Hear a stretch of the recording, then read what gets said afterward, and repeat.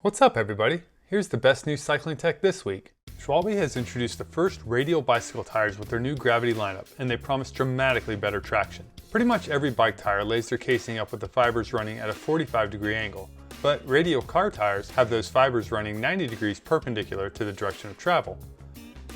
Schwalbe splits that, putting the fibers somewhere between the two. The exact angle is a trade secret, but the effect is that the casing can more easily flex around the terrain. They say this maximizes traction without resorting to dangerously low tire pressures that make you add heavy tire inserts or risk a pinch flat. All else being equal, the new radial tires have a 30% larger contact patch at about 22 psi. The tires are so much more supple that even at 29 psi, they still have a 15% larger contact patch than a standard casing tire at 22. The radial casings launch on an updated Albert All Conditions Enduro tire and the all-new Shredda, which comes in front and rear designs that have much taller, more openly spaced tread blocks for digging into loose terrain. They'll also have a Magic Mary DH tire with it soon too. The only downside is increased rolling resistance because the tire feels like it's sucking into the ground, which is why it's debuting on gravity-focused models. Fun fact, Colnago's naming scheme is based on the years since they were founded in 1954. The current C68 chassis debuted in 2022, 68 years after the company started.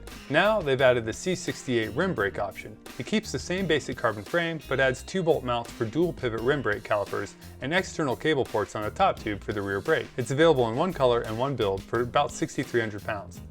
The Cervelo Caledonia 5 endurance road bike is designed for big, stupid rides that are also fast. It gets updated with drop seat stays, adding more vertical compliance for comfort, but also more torsional stiffness for tighter handling. The down tube is a bit stiffer too, and adds a small internal storage port with their included tool bag to hold a tube, mini tool, and CO2. It clears 36mm tires, fits fenders, and comes in 5 builds ranging from $6,000 to $12,000, plus a frame set. The red Access build includes the new Hammerhead Karoo.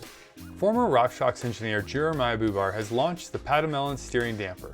It lets you adjust how much damping is applied, but it only affects the first 35 degrees of steering in either direction. After that, the damping disappears for quicker steering on slower, tighter sections. There's also no resistance when it's coming back to zero, so you're not fighting with it to go straight. The goal is to keep off-camber irregular bumps from knocking you off your line, and it even helps you climb straighter with a more relaxed upper body too.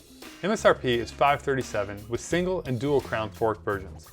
Giro has branched out from helmets, gloves, and shoes. The new Loam knee and elbow pads stack 8mm of custom formulated vented D30 XTI padding over a stretch woven compression sleeve with a very breathable stretch mesh back panel. The pad is covered with a highly abrasion resistant suede, and the sleeve has printed ceramic pattern, protecting it from both scuffs and tears. An Evo grip cuff keeps them in place, and they're made with at least 50% recycled content. Price ranges from $90 to $120, and they're available in men's and women's versions. Trek's WaveCel mountain bike helmets are updated with larger spaces between the ribbons, allowing more airflow, and they're about 15% lighter. They also pack some sick features like a BOA fit system, Fidlock magnetic buckle, adjustable visors with sunglass dock, and their Blender snap-on light and camera mounts. If you're not familiar with WaveCel, it replaces EPS foam and both compresses and bends, absorbing impacts from any direction and better deflecting off-angle and rotational forces from reaching your head. The Blaze has removable ear guards and a deep 3/4 coverage to work from trail to enduro, and it adds a magnetic breakaway visor. The new Rally has deeper rear coverage than before with a half-shell design, and the entry-level Quantum has a more XC-like coverage and uses standard buckles and dials, but keeps the adjustable visor. All three have 5-star ratings from Virginia Tech. The new Gore Ultimate bib shorts get a 3D printed 3-layer pad and a soft but compressive material for all-day comfort.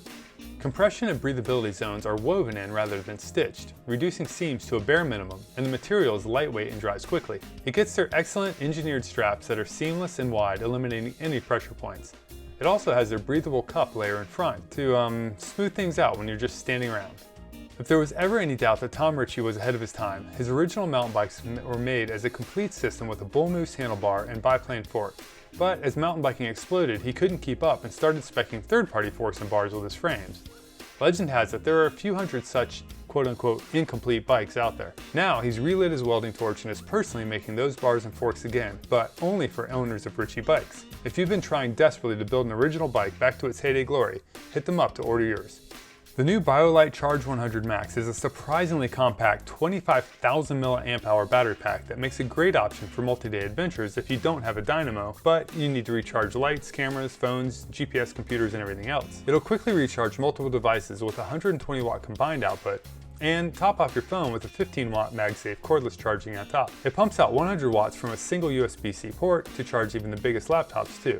And when you find an outlet, it'll fully recharge in just 90 minutes. Weight is only 580 grams, and it's not much bigger than 2 iPhones stacked together. Plus, it's TSA carry-on compliant. Price is $150. That's all the best stuff from this week. For links to everything in this video and more cool stuff I found, head over to thelunchRide.com. Thanks, and I'll see y'all next Friday.